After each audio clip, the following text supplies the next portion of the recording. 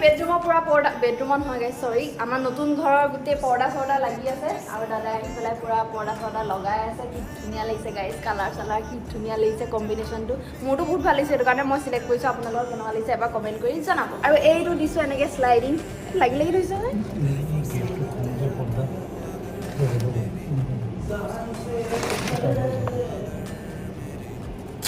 সেইটো এই চাবিলাকে ইউজ কৰি পোৱা নাই এইবিলাক প্ৰথম আৰু কেনেকুৱা লাগিছে গাইজ মানে এইফালে লগাইছোঁ হোৱাইট আৰু এইফালে লগাইছোঁ এনেকুৱা গ্ৰীণ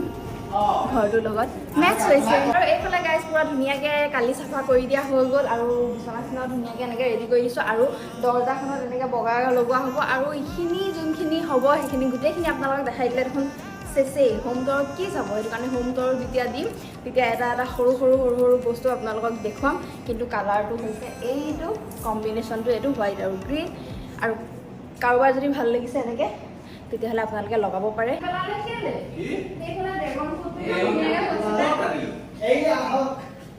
আৰু এটা ধুনীয়া এটা কেছ হৈ গ'ল গাইজ সেইটো হৈছে মোৰ শহুৰ দেউতাই আকৌ এবাৰ ফল এজোপা আকৌ কাটিলে যোৱাবাৰ কমলাজোপা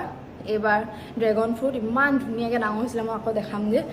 আকৌ কাটি পেলালে মোৰ বহুত খং হৈছিলে গাইজ বহুত বেছি মানে চকু পানী ওলাই গৈছিলে মোৰ কন্দা ওলাই গৈছিলে কাৰণ ইমান কষ্ট কৰি আনি আকৌ ৰুব দিছোঁ ইমান ধুনীয়াকৈ হৈছিলে বস্তুটো আকৌ এতিয়া কাটি পেলালে দাদাক হেক্সু ব্লেড আৰু হেক্সু ব্লেড দাদাক এতিয়া আনি দিব লগা আছে দাদাই লৈ নাহিলে সেইটো কাৰণে এতিয়া এখন লওক আপুনি কাটি পেলাই ধুনীয়াকৈ ফিটিং কৰি দিয়ক আমাৰ ঘৰটো ধুনীয়া কৰি দিয়ক আৰু